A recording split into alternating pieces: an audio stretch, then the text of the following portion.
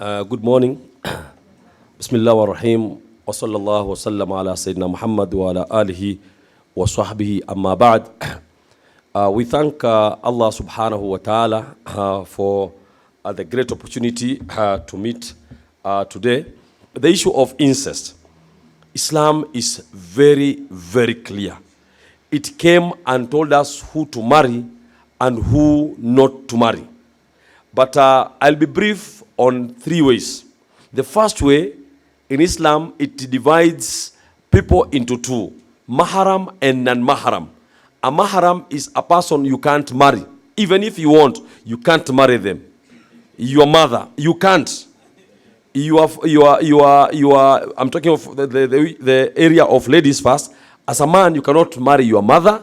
You cannot marry your aunt. You cannot marry your daughter. You cannot marry a daughter of your daughter, and all those people in that lineage.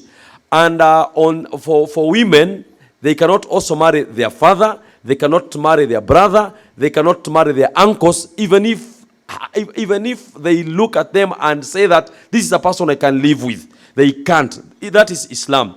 And Allah tells us in the Holy Quran, chapter 17, verse 31, do not approach unlawful sexual intercourse. Indeed, it is ever an immorality, and it is evil and an evil way. When Allah subhanahu wa ta'ala says in the Holy Quran, وَلَا تَقْرَبُوا الزِّنَا إِنَّهُ كَانَ فَاحِشَةً وَسَاءَ سَبِيلًا. He says that you should not go near incest. You should not go near sex which is not allowed. And one of the worst sex actually is incest. Sometimes in Islam, if you commit any other offense like adultery and the rest, sometimes it is lower than when you commit incest. And why is it so? Because Prophet Muhammad, peace be upon him, told us, Inna al-irqa dasas. Inna al-irqa dasas. Many people have never understood it. It means that blood sometimes react in a way. So many Muslims, when they talk of Inna al-irqa dasas, because the Prophet Muhammad said, when you go and marry a lady, you should look for 5 things.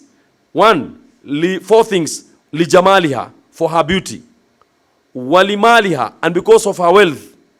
Wali nasabiha, and her genealogy. The reason why Prophet Muhammad talked of genealogy, many Muslims have always interpreted that it is looking at a lady from a good family, rich family. No.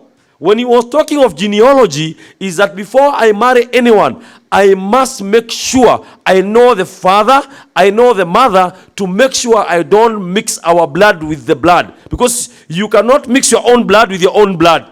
You'll bring a lot of problems. And I have been a champion fighting the same, because many Muslims have never understood it. I think we know there are Muslims who tell you that, I can marry my cousin. I think I've heard of that. And I tell them, yes, the problem in Islam has been people mix culture with the religion.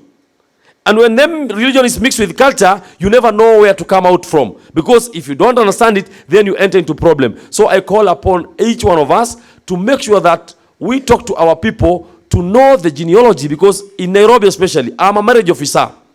And I've stopped more than 17 marriages where I've realized that this is a sister to so and so. This happens in Nairobi, and especially amongst we Muslims. Unfortunately, before I see it, Muslims are allowed to marry as many as at least to 4. Then what happens is that if you like women so much, when you reach 4, you divorce one, you add another one. By the time you are 30, we have a sheikh in Kenya, I'm not talking of Tanzania or Uganda, who has married 300 women. Oh no, I'm not joking, It's known. Actually, these sheikhs know what I mean. And it's not one, there are many. Because they say, women have one challenge sometimes. When they see a faith leader, hey, this sheikh speaks so well.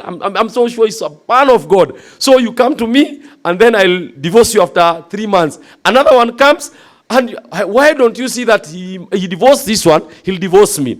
So by the time I divorce you, you have my pregnancy. You go live somewhere else.